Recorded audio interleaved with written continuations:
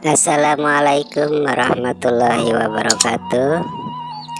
Palawargi kaum dangu anak kusim kuring di pika cinta manga orang teraskeun deui ieu dongeng anu judulna Berit Bodas. Dina waktos ieu minca ka bagian ke-18 mangga wilujeng manteng wae, wilujeng ngadangukeun ulah ila channelna, di subscribe. Hatur nuhun wilujeng ngadangukeun. Para mitra kaum dangu, kumaha buna hama berit. Dugi para mitra aya masalah-masalah nu patula patali sareng siluman berit cenah kitu para wargi sadaya. Di sajen pihak aya nu ningalikeun inaon diabring-abring ku berit atuh para wargi sadaya. Hal ieu teh nimbulkeun hiji masalah pikeunna di kampung eta mah. Kumaha terasna ieu dongeng, kumaha dina seusehanana para wargi sadaya, mangga urang teraskeun. Nah salaresna inaon teh munjung ka siluman berit atanapi kumaha? Atanapi memang kumaha kaayaanana? Wah tacan tiasa dijawab ayeuna.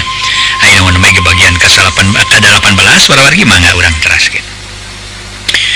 Harita na atuh ari Komar tas nyarita kitu ciri hieu tukangan si Obed. Meni jelas pisan sora awewe seuri ciciri hilan dibarungku sora anjing meni babaung lamat. Kilak si Obed ngalieu. Tapi tukangeunana ge eueuh naon-naon ukur tangka cau we katingali harita teh para wargi sadaya. Dauna ting aroyag katebah ku angin peuting. Atuh kitu deui Komar jeung rawon anina meni maralik. Ciri hieu kadenge tukangeun Komar kilek Komar malik deui bari nyekel perah keris pusaka anu 7 eluk teh. Saha nih teh ha? Awewe biasa toh jurig. Montong nying sieunan kaula mah teu sieun deuleu. Cing hayang nyawa ngajirim kadinya montong ukur sorana wae sia ada mah sieun aing mah. Usurana wungkul masih Komar mah. Pokna asa leuwih sompral. Sanggeus Komar aya suaban kitu serbeng hareupeun kira-kira anggangna 10 meter. Aya haseup bodas nyerbeng teu beda ti haseup lulukan jarami. Sedeng rawon adina Komar jeung si Obed can kadeudeui jirimna ge geus ngaroroncod, asa teu puguh rarasaan. Samalah harita si rawon mah noelan kana leungeun si Obed anu maksudna ngajak lumpat tina bakating kusieun. Leungit haseup celegedeg aya hiji makhluk rupana awewe, susu meni rarayud ceuli rancung paranyang kawas ceuli kalenci. Ari irung segede tutut teuing bobohongan, mata buncelik duluk dilak gular giler. Silah bolenang meni herang asa awak-awak pinuh ku bulu. Kuku ramo leungeun jeung kuku ramo suku paranyang sareukeut. Ciri hieu eta makhluk teh seuri deui bari sirahna lalagdayan.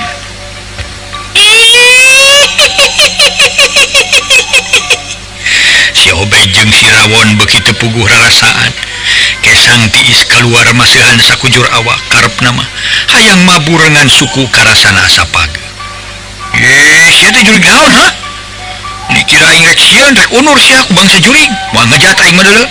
Ke heula ari manusia kudu eleh ku bangsa jurig mah. Sok ka dieu nyampeurkeun sing deukeut sa jurig, setan sia. Cek Komar ku kubuk bari ayeuna mah lain nyekel perah keris tapi nyekel perah bedog. Sok maju sia jurig. Pokna.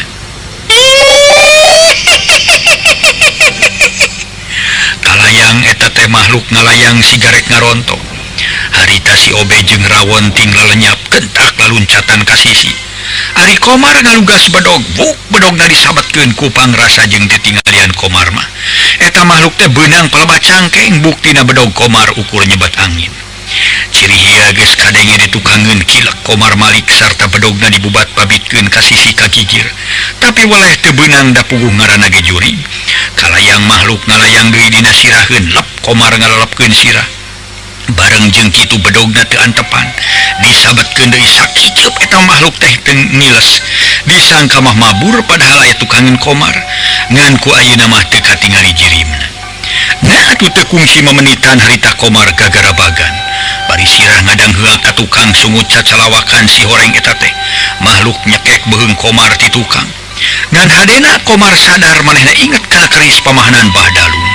geus kitu seret keris dicabut tina sela-sela beubeur sarta congok keris dikatukangkeun cerit eta makhluk teh kadenge ngacerit tarik naker kalawangan beuheun Komar dilesotkeun taksiran tumerapna eta keris asap panas cerit eta jejeritan tapi sigan bari ngajauhan beuki lila sorana beuki leselesan harita teh jep wae teu kadenge jejeritan Komar meuningah hegak kesa ngoprot teu beda ti tasmani sabab tas ngayonan juring acan ge lila leupasna tina kacape datang sora nu ricit ijireun Komar barang di batrean horeng beurit aya puluhna meuni baradag bisarada ngaguru jeleng-jeleng beurit laluncatan terus napuk kana awak Komar jeung kana beungeut anu ngegelan kana ceuli anu ngegelan kana irung nu asup kana jero baju jeung calana meuni ngaregelan ku dasar dironom jeung ditapu ku beurit aya puluhna mah sanajan Komar boga andelan keris pusaka nu ampuh leungit di temah wadi harita Komar gagarabagan bari cocorwokan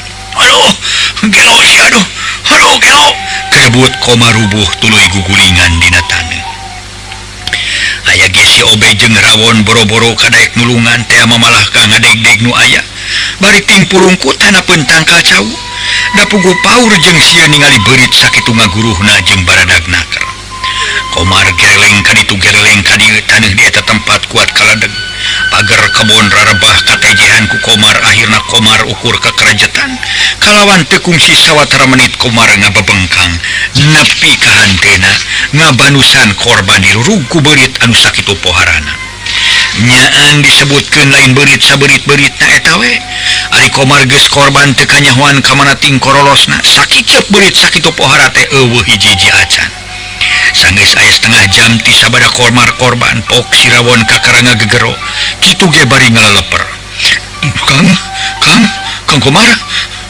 Kang Komar pokna tuluy ngareret ka si Obed nu masih keneh nyempod teu kadenge batuk-batukna acan Kang Komar teh jempe geuning cingpang nempokeun ka Obed pokna nimitah nempo ka Obed kuniang si Obed kakara cengkat teu bati katingali ku akang mah jeung Rawon kamana nya baterena cing cek si Obed bari alak ilik neangan batre katingali ku manehna aya nu herang-herang barang dicokot kabeneran batre ngan kacana peupeus sabab kabanting ku Komar kojengkang si Obed jeung Rawon ngadeuketan Komar barang disorot ku batre lenyap hate si Obed ngalenyap sabab ningali kaayaan beungeut Komar geus ngabanusan teh ruksak ceuli duana nararawing tapak ngegelan beurit irung hampir dempes panon sabeula eueuh deui bari kongkolakna raga Komar geyang getih astagfirullahalazim Gusti nu Maha Agung duh Kang Obed kumaha pipeten urang aya geus kieu ya Allah Gusti beungeut Kang Komar meuni teu puguh rupana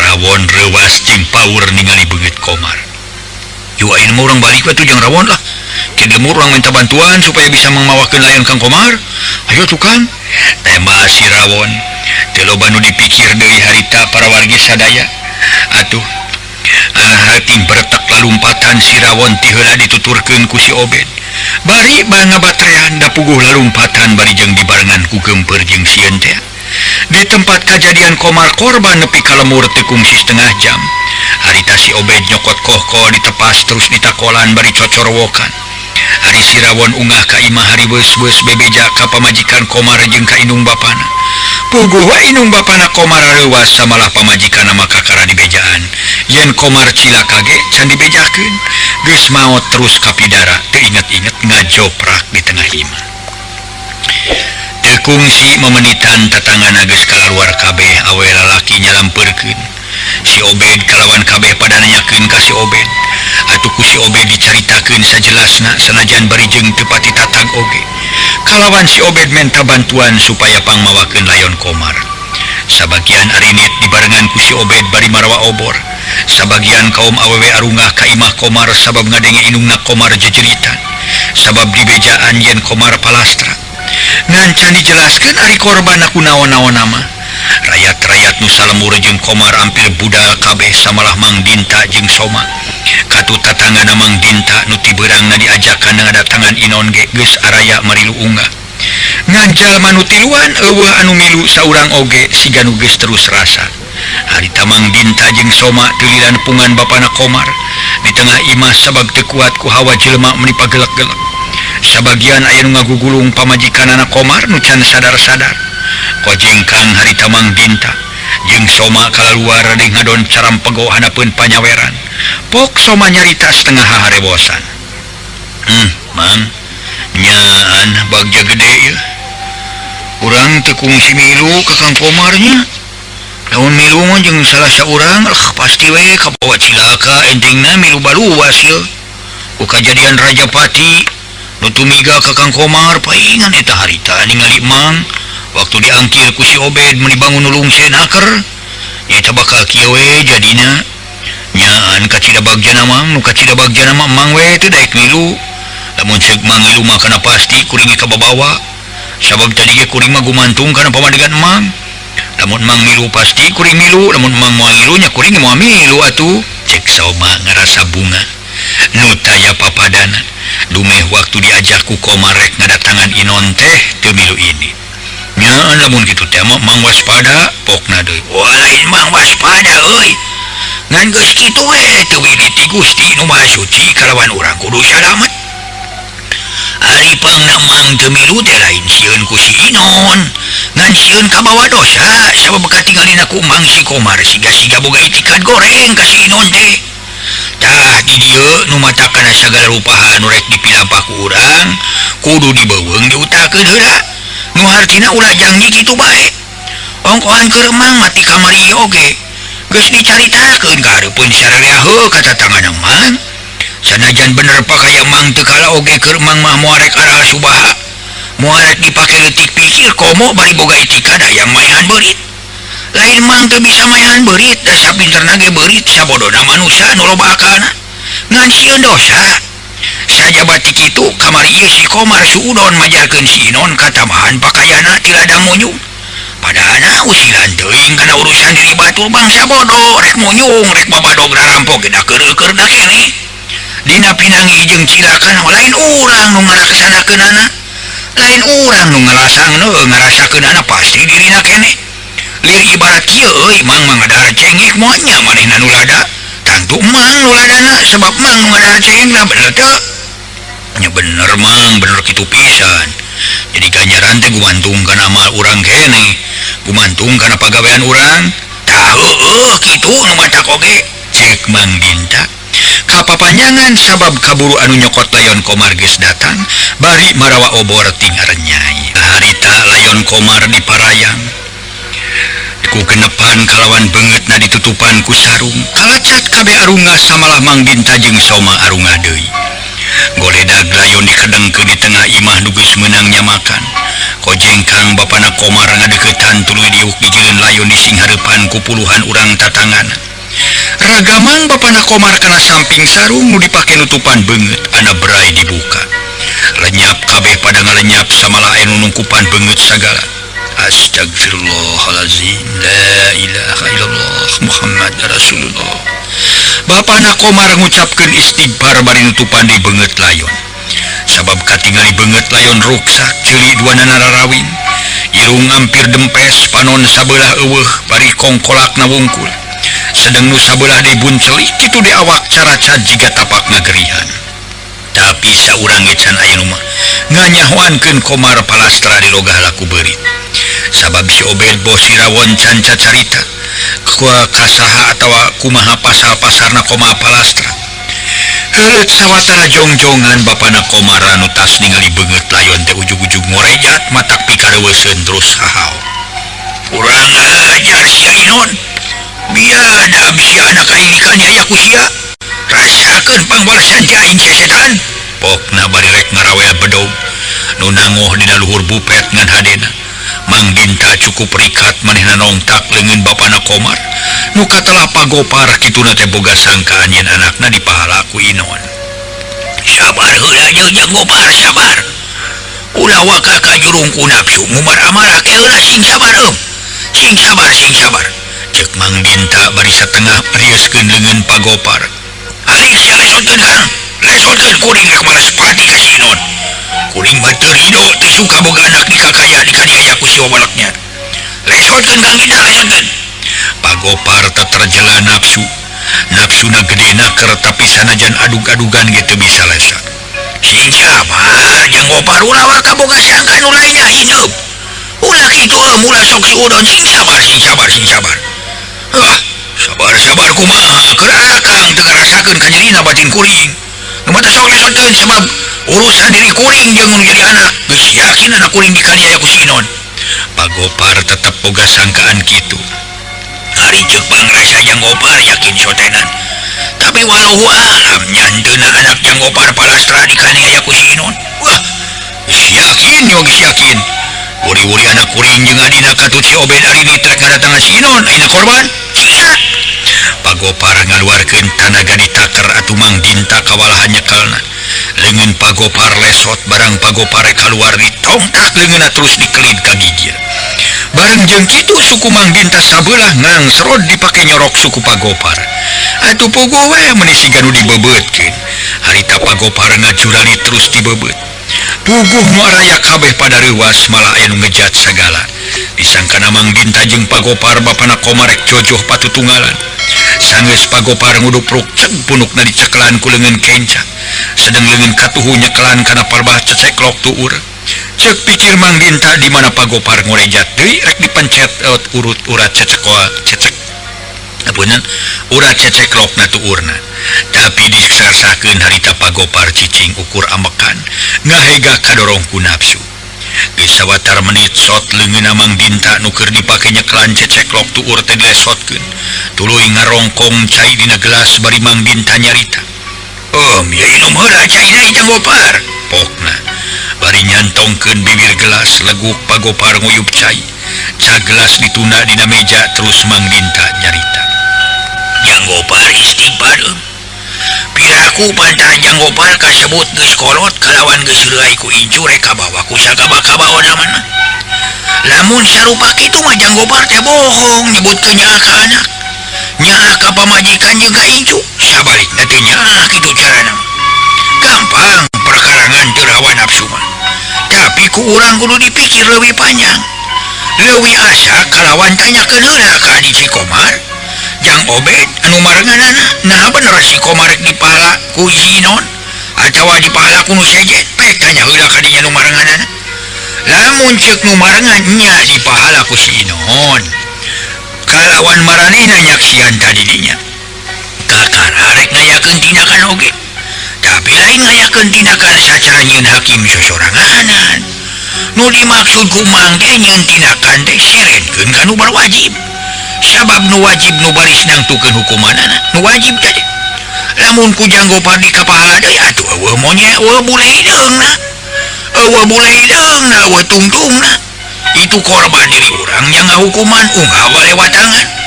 Kumaha si badak pamajikan jeung ngeuling incu lamun tepi ka Jang Gopar unggal balewatangan dihukum. Sada teuing we jadi imur selemur ear sanesa. Kala-kala dimuat dina koran kadangkala. Ngaran Jang Gopar dihukum sakitu tahun tina alatan mahala jalma. Cek Mang Dinta. Ngomongan ka Pak Gopar sedang nu diomongan masa kemek kitu nembal. Temah nama ukur melenguk. Cing Obed rawon. Caritakeun euy kumaha alatan si Komar nepi ka kitu. Nah bener dipahala ku si Inon atawa dipahala ku nu sejen. Mang Dinta tumanya ka si Obed jeung ka si Rawon. Anakna keneh Pak Gopar acan ge si Obed ngomong. Guru tak manten Aki Wiranta tayalian Akina Nyi Tarsih. Datang duka teuing saha nu nyusulanana. Datang dumeh kabejakeun ku dua urang budak bujang majarkeun teh pamajikan Komar kasurupan. Duka lamun Aki Wiranta salah reunge dumeh Aki Wiranta memang nya geus kurang reunge. Dukanya budak bujang nyaritakeun pamajikan Komar kasurupan. Harita Aki Wiranta tuluy nyarita deui.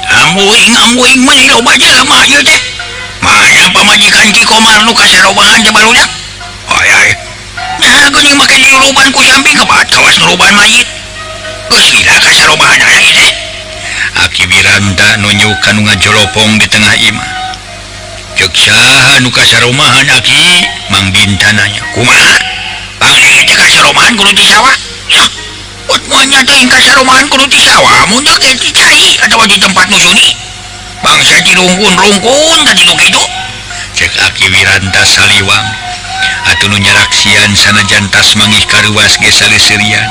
Sama lain menyebutkeun ceuli Aki Wiranta mah geus gembul jeung sok selip wae. Ye lain pamajikan si Komar kasaroman Aki ieu teh layon lain sebab ieu layon si Komar. Mang Dinta kakara nyarita tari. Hah? Baru layon si Komar? Inna lillahi wa inna ilaihi raji'un. Nagering naon cenah Dinta? Aki Wiranta ngajenghok bari berai mukakeun samping nu dipake nuruban layon. Ana breh kebeg Aki Wiranta ngakebeg sarta nyarita. Masya Allah Gusti nu Maha Agung. Nakunaon ieu Dinta nepi karuksa kieu beungeutna? Pokna bari ruk beungeut layon ditutupan deui ku samping. Duka teuing kunaon-naon mah Aki da kuring ge kabejaan bieu we ku barudak. Samalah keur nanyakeun ka si Obed ngan can po kaburu Aki datang. Pangdenge teh ku si Obed nya. Lain ku si Obed tapi kuring rek nanyakeun ka si Obed sabab si Komar teh tas arinit jeung si Obed katut si Rawon duka teuing tas di manana teh. Cek Mang Dinta teu ngajelaskeun ari perkara Komar rek boga itikad goreng ka Inon mah. Sabab dinten teu ge Aki Wiranta ka pamajikan Inon teh incu nyata anakna Mang Alta, Mang Atma almarhum. Kelanan. Wayahnya. Nyah yeuh. Nya. Ku kuring ditinggalkeun sakoyongnya. Harita teh para mitra sadaya. Tuluy atuh. Reka mana euy lain Dinta? Montong balik siang geus we di dieu dewek mah yeuh.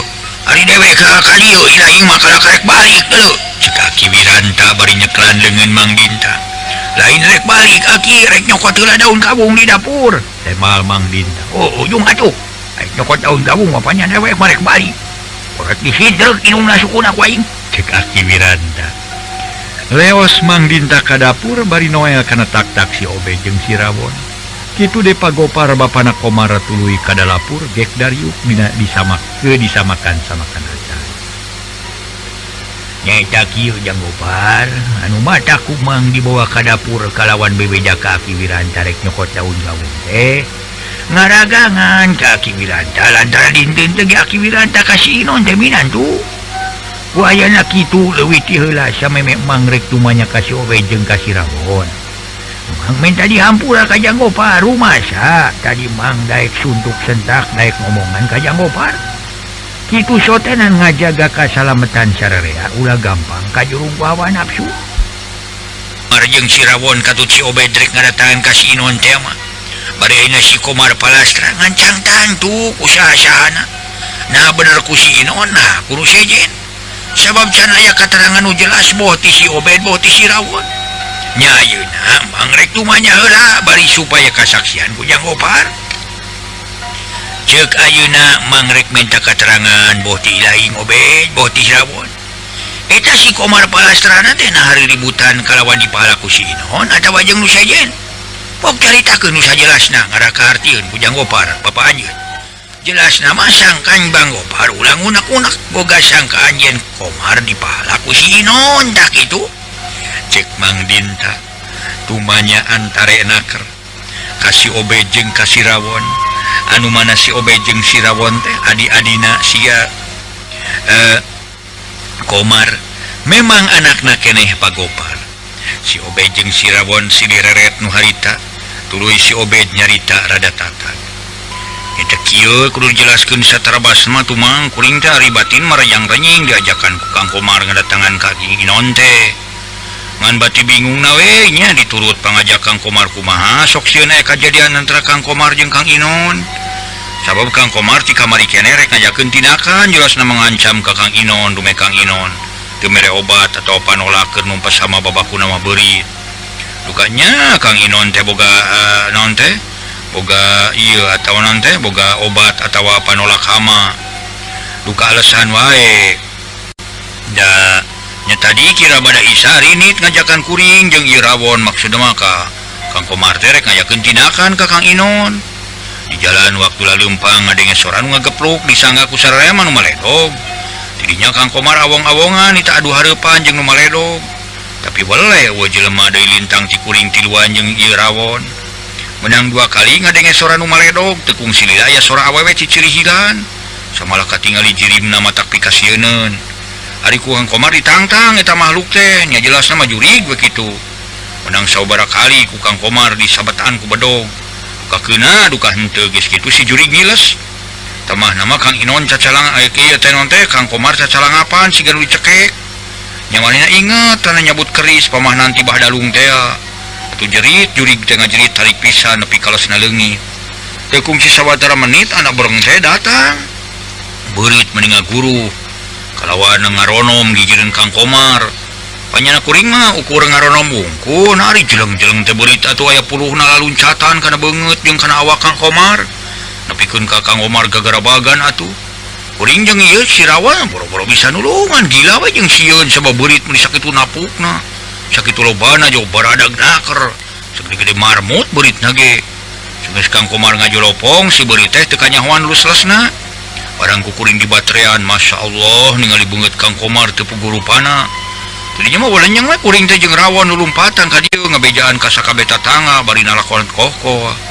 kitu jujutan kejadian Kang Komar Palastra teh man cek si Obed ngajelaskeun panjang lebar dina alatan Komar Palastra jadi lain di pahalaku Inon atawa ku nu sejen ieu mah Palastra dironom ku beuri oh jadi si Inon mah kasih Inon teh kungsina acan harita teh Mang Dinta neuteup boro-boro sabalacan tepi-tepi acan ka imah Kang Inon ge ieu mah kajadian ge di jalan keneh Mang si lembur Bediun astana Mang si Rawon Maira kanya bediun astana ngandeukeut ka si lembur lamun kitu macan tepi ka imah si Inon mari Mang disebutkeun di jalan keneh bediun astana tah geuning kitu nurutkeun ceu katerangan barudak ge Janggopar jadi Komar Palastra teh lain di pahala ku si Inon tapi dironom ku beurit memang Mang percaya Palastra ku beurit sabab ningali ceulik Komar duana rangkas irung hampir sumpung panon sabelah kari kongkolakna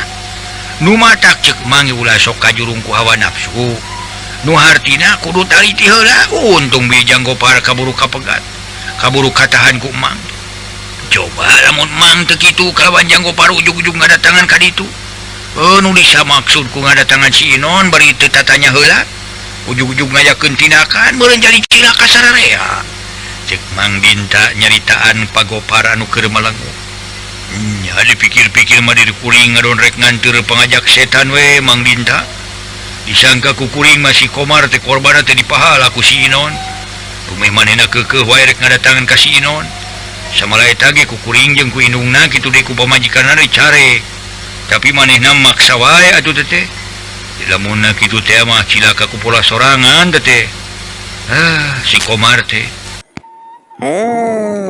hanya kal waktu senang kabujang saya keluarga rame-rame tanya atur nuhun kasadayana anu parantos manteng ngadangukeun ieu dongeng dina carios Beurit Bodas teu hilap sim kuring ngahaturkeun nuhun ka palawarga anu parantos subscribe ieu channel hatur nuhun pisan permios.